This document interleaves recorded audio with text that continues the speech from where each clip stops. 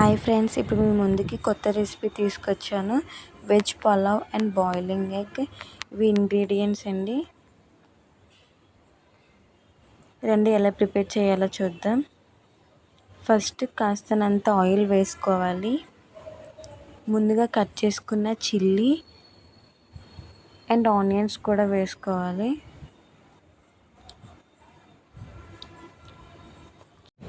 అలానే జీలకర్ర, బిర్యానీ లీవ్స్,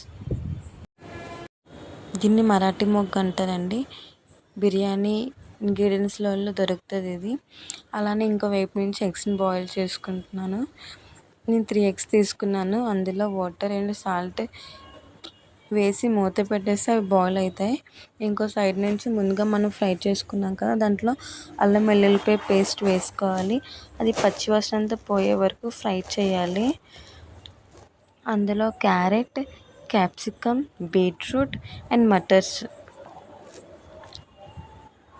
వేసుకొని ఒకసారి అంతా కలుపుకోవాలి.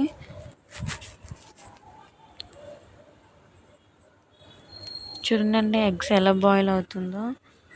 ముందుగా కలుపుకున్న దాంట్లో సాల్ట్ అండ్ బిర్యానీ మసాలా వేసుకోవాలి.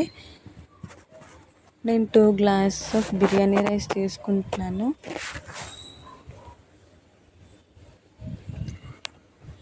మసాలా అంతా బిర్యానీ రైస్కి పట్టేటట్టు ఒకసారి కలుపుకోవాలి. నేను ఒక పొడుపు కథ అడుగుతాను, దానికి ఆన్సర్ తెలిస్తే కామెంట్ చేయండి. తండ్రి గరగర, తల్లి పీచు పీచు, పిల్లలు మాణిక్యాలు. మీకు తెలిస్తే కామెంట్ చేయండి. నేను 2 గ్లాసెస్ ఆఫ్ బిర్యానీ రైస్ తీసుకున్నాను కాబట్టి 4 గ్లాసెస్ ఆఫ్ వాటర్ తీసుకుంటున్నాను. మీకు ఎంత కావాలంటే అంత డబ్బలు తీసుకోవాలి వాటర్.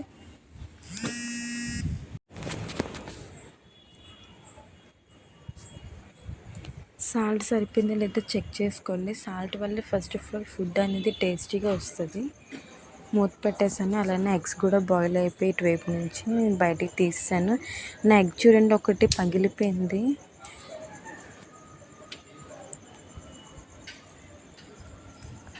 ఇటువైపు నుంచి బిర్యానీ కూడా రెడీ అయిపోయింది. ప్లేట్లోకి తీసుకున్నాను. Thank you. నచ్చితే